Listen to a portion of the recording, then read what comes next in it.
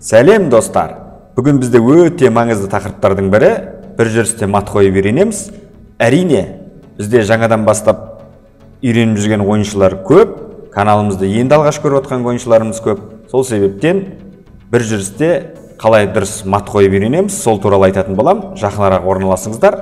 Ал менің каналымды алғаш көріп отқан көрермендерім болатын болса, міндетті түрде подписаться кнопкасын басуды ұмытпаңыздар, қоңыраушаны басып қойыңыздар. Әрине, бірінші жеңілден бастаймыз, жаймен қиындататын боламыз. Бұл жерде мен барлық сіздерге құпияларды ашатын болам.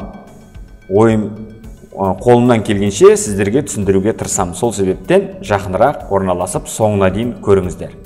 Мына астыңғы жақта тұрғанда әрқашан мен бастаймын. Кімдер бастайды деп сіздер сұрақ қоятын болсаңыздар, сол себептен осы жерде мен бастайтын болам. Қаралар бастайды, бір жүрісте мат қою керек. Енді қарап отырсаңыздар, бұл ладья мен ферзь бір-біріне көмектесіп тұр. Екеуі де вертикаль бағытта жүре алады. Сол себептен әрине ферзь бен ладьяның көмегімен мат қоямыз. Міне осылай керемет мат қоямыз. Келесі тапсырмада қаралармен ойнаймын. Слон олардың ладьясын байлап тұр. Ладья қозғала алмайды, себебі шах болады. Ладьямен жай ғана шах берем, жаба алмайды, себебі шах болады. Бұны байлап ұстау тәсілі связка дейді. Шах және мат. Келесі тапсырмадан қараймын. Слон атып тұр. Сол себептен ладьяны мен шахпен қоюға тырысамын. Себебі шахматта қос шаққы болған кезде король тек қашу керек. Ол кезде жеуге алдын жабу мүмкін емес. Себебі екі жақтан шах болған кезде көрсетейін сіздерге, шах берген кезде ладьямен жей алмайды, слонмен шах болады. Атпен слонды жей алмайды, ладьямен шах болады. Алдын жаба алмайды, слонмен шах болады. Сол себептен тек двойной шақтан, қос шаққыдан қашу керек. Қашатын мүмкіндігі жоқ корольдің. Сол себептен бұл осындай керемет мат болады екен. Келесі тапсырмада қараймын. Пешкіні жүрді қарсыласын, өзінің королін былайынша айтқанда тығырыққа тақады. Сол себептен ладьямен шах беретін болсам, корольдің екі қашатын жері жоқ. Вертикаль бағытта шах бердім. Король, пешка қадағалауда. Міне осындай керемет мат қоюға болады. Келесі тапсырмада қараймын. Король қайда бара жатыр? Мына жақтан шах берсем, король қашып кетеді мына жаққа қарай. Сол себептен әрине жақынырақ шах берем. Артқа қаша алмайды слон, мұнда қаша алмайды пешка. Осындай керемет мат қоюға болады. Келесі тапсырмада қараймыз. Шах бердім, король қателік жіберді. Естеріңізде болса, ферзь көп жағдайда корольге өте жақын қастарынан, жақын маңайлардан жақсы мат береді. Сол себептен жақындауға тырысу керек максималды.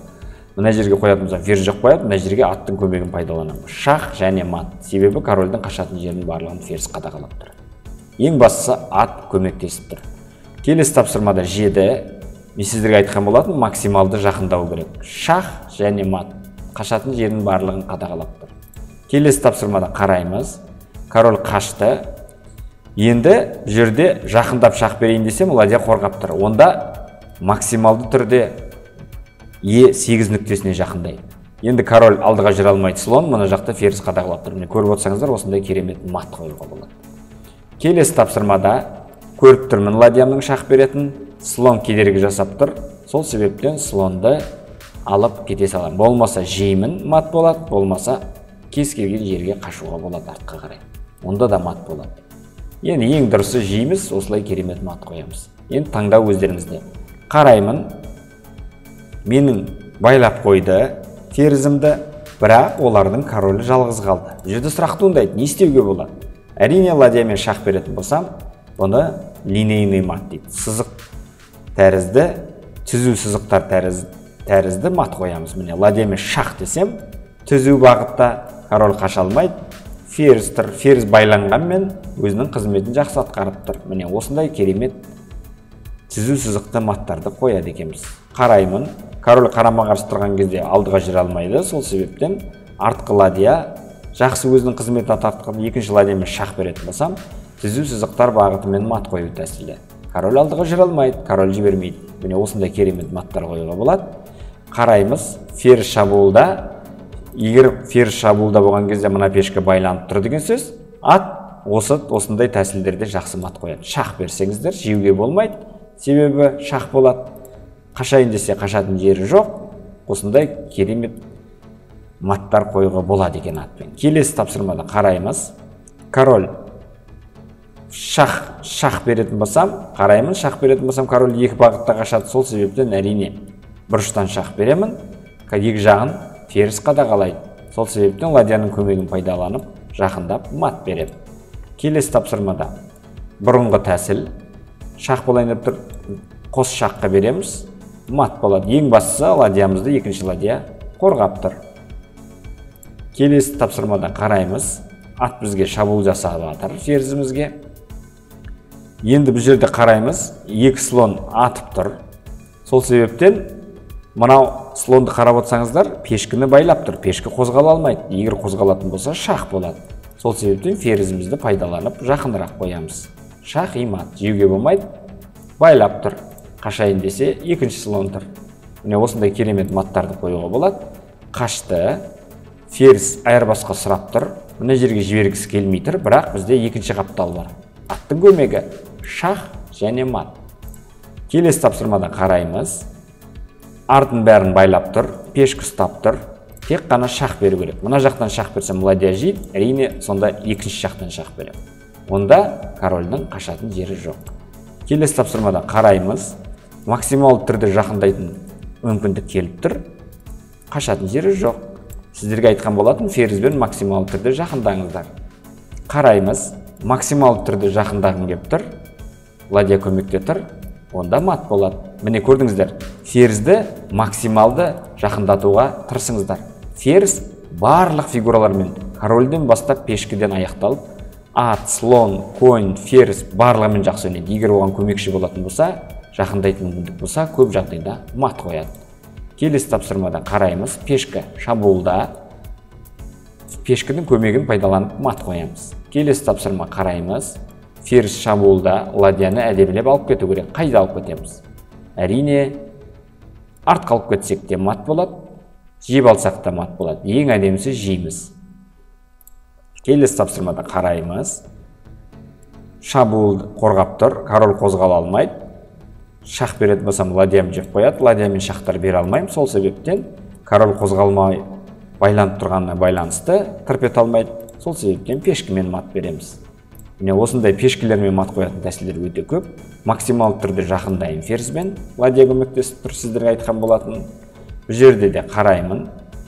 Король жалғыз өзі қалып қойды. Маған ферзін беріп жатыр. Оны жейтін маған маңызды емес. Сол себептен жалғыз атпен мат қоямын. Міне осындай аттар қапталдардан өте керемет кіріп кетеді. Келесі тапсырмада қараймыз. Король жалғыз қалды. Барлық фигуралары айдалада жүр. Менің слон мен ферзімізді қарасаңыздар, диагональ бағытта керемет атып тұр. Сол себептен корольге қарай ұмтыламыз. Шах и мат.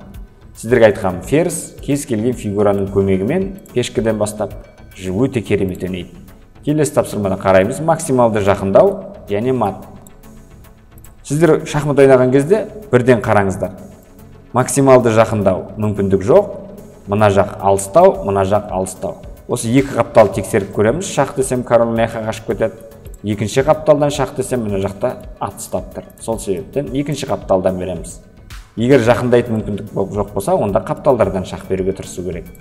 Келесі тапсырмада көрініп тұр қаптал, мына жағында ладья ұстап тұр. Сол себептен мат. Жол ашылды, бірден мат.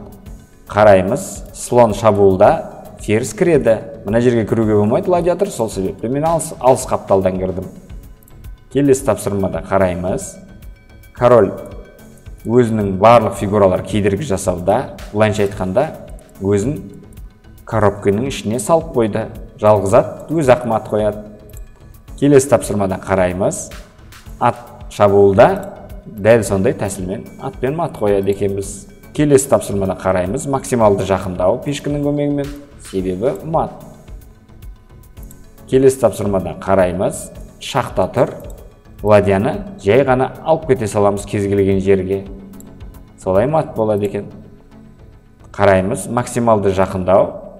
Онда король қашып кетеді екен. Онда мына жағынан максималды жақындап көреміз. Өйткені мына жерге қоюға болмайды, жек қояйды. Көмекші болмаса сәл алыстан береміз. Онда мат болады екен. Пешка. Қараймыз. Барлығын кесіп тұр, король қозғала алмайды. Онда үшінші нәрсені шақырамыз. Ол бізде пешка. Келесі тапсырмада слон кесіп тұр, ат пен слон екеуі байланысқан кезде бұрыштағы корольге жақсы мат қояды. Слон кесіп тұр, ат шах береді. Жай ғана шах бермейді, қашатын жолында жауып тұр. Осындай керемет мат қоюға болады. Қараймыз, слон көмекте, онда қапталдан шах береміз. Бұны сызық тәрізді мат, линейный мат. Слон ең бастысы көмекте. Келесі тапсырманы қараймыз, ладьяны құтқару керек. Артынан шах берсек мат, мына жақтан шах берсек қашып кетеді. Сол себептен жібермеуге тырысамыз. Барлығында пешка, ладья, конь. Келесі тапсырмада король дұрыс қашпады, бірден пайдаланамыз. Келесі тапсырмада қараймыз, король әдемі тұр, шах беретін мүмкіндіктерді іздейміз. Шах ферзь жеп қояды, шах ферзь жеп қояды, пешкі шах ферзь жеп қояды, немесе қашып кетеді. Онда қалай шах береміз? Король мұнда қаша алмайды, ат ұстап тұр, пешка тек бір-ақ жер. Значит, корольдің қашатын жері мен тұрған жерін екеуі бұны диагональ дейді. Осы диагональді созамыз. Көрдіңіздер? Ферзбен астыға қарай түсеміз. Диагональ бағытта осындай керемет мат қоямыз. Келесі тапсырмада қараймыз. Артынан шах беретін болсам, корольдің қашатын бағыттарын пешкі ұстап тұр. Сол себептен жақынырақ мат береміз. Келесі тапсырмада ат қателік жіберді, менің ферзіме жол ашылып, ат көмекте. Шах и мат. Келесі тапсырмада қараймыз, король қашып баратыр. Мына жерге, бірақ корольдің тұрған жері мен қашатын жерін әрқашан есептеңіздер. Бұны диагональ бағыт дейді, қисық сызық. Осыны соз жібереміз соңына дейін. Онда ферзь кіреді, шах және мат. Осы диагональға кіру керек. Келесі тапсырмада қараймыз, шаққа түсіп тұр. Онда қос шаққы береміз. Қос шаққыдан король қашу керек, бірақ атпен қос шаққы беретін болсам, мұнан жиын деп тұр. Сондықтан қос шаққыны қорғап берем, сонда осындай керемет мат болады екен. Келесі тапсырмада қараймыз. Ладья мен ферзім шабуылда, слонын жейміз. Келесі тапсырмада қараймыз. Ладья жалғыз қалды, ферзбен ат шабуылда, сол себептен мат қоямыз. Келесі тапсырмада бұрынғы сызықпен мат қою тәсілі. Келесі тапсырмада қараймыз, слон мен ферзь шабуылда, сол себептен жақынырақ қоям. Келесі тапсырмада ферзь кіреді, себебі ат көмектесіп тұр. Мына жерде жесек король жеп қояды, сол себептен мына ладьяны слон қорғап тұр, мына жағын ешкім қорғап тұрған жоқ. Себебі сызықпен мат қоямыз, линейный мат. Түзу сызық бойымен ладьялармен. Келесі тапсырмада король ортада, максимал түрде жақындайым, себебі пешкі көмектесіп тұр. Келесі тапсырмада максимал түрде жақындайым, ат кесіп тұр, ал ладьяға слон мен пешкі көмекте. Келесі тапсырмада максималды жақындайым, себебі ладья кесіп тұр. Қараймыз, слонмен жейді екенмін, себебі ат кесіп тұр. Ладья слонға көмектесіп тұр, қашатын жері жоқ. Келесі тапсырмада қараймыз. Ладья байлап тұр, ат жоқ, ферзь қадағалап тұр. Бірақ біз соңғы қапталдан кіреміз. Диагональ бағытта. Ең бастысы ат байланып тұр. Ферзьге слон көмекте. Міне осындай керемет мат қоюға болады екен. Келесі тапсырмада король мұнда қашайын деп тұр. Сол себептен атпен мына жақтан емес, төмен жақтан шах береміз. Шах және жібермейміз. Келесі тапсырмада қараймыз. Ең бастысы ферзь қорғап тұр. Ладья кіреді қапталдан, ат көмекте. Келесі тапсырмада қараймыз. Атпен мат. Ладья көмектесіп тұр, пешкі барлығын жабады. Мына жерде максимал түрде жақындаймыз ферзбен. Корольдің барлық бағыттарын жауып тастаймыз. Ферзь айдалада. Мына жерде максимал түрде жақындайсыздар. Мына жерде енді керемет тапсырма, слон байлап тұр. Сол себептен ферзбен жейміз. Слон жей алмайды, шах болады. Келесі тапсырмада қараймыз.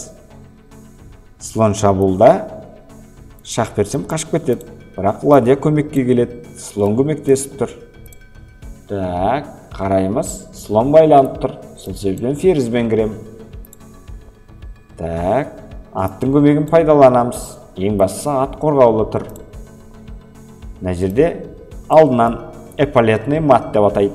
Ферзбен, жалғыз ферзбен мат қою тәсілі. Мына жерде қараймыз. Слонмен мат береді екенбіз. Ат көмектесіп бір. Слон, атқа пешка, ат ладьяны, ладья слонды. Көрдіңіздер, барлығы байланыста. Қандай керемет. Қараймыз. Пешкімен жайғаны жей салам мат. Мына жақ жеуге болмайды, ат қорғап тұр. Мына жақта ешкім қорғап тұрған жоқ. Менің атым ғана қашатын жерінде слон ұстап тұр. Так, мына жақтан мат береді екенбіз, керемет. Міне, осындай әдем-әдем маттар кетіп жатыр. Слон мен ферзь атып атыр. Ладьяның алды жабық тұр. Сол себеппен ферзьбен мат береміз. Мына жерде ладьямен мат береміз. Слон көмектесіп тұр. Мына жерде ферзьбен мат береміз. Слон жібермейді. Міне достар, міне осындай менің көрсеткен тактикаларын жаттап алыңыздар. Ладьямен шах көмектесіп тұр. Ат барлығын жабады. Так, мына жерде ладьямен линейный мат қоямыз. Слон көмектесіп тұр. Мына жақта ладья жібермейді. Достар, енді соңғы 3 тапсырма шешеміз. Біраз сіздерге тапсырма шешіп көрсеттім. Сіздерге ұнаса лайк басып отырыңыздар, ұмытып кетпеңіздер. Ең бастысы бізбен бірге болыңыздар. Шах береміз. Корольдің қашатыны жоқ. Бұл танымал мат легаля тәсілі. Барлығы қорғалуда. Енді король алдыға шығып кетті. Әрине атпен мат беремін. Себебі қашатын жерінің бәрін ладьямен слондар ұстап тұр. Жалғыз ғана атпен мат. Соңғы тапсырма достар. Паузаны басыңыздар. Жалғыз ферзь корольге қарсы қалай мат қояды? Соны комментарийға жазуды ұмытпаңыздар.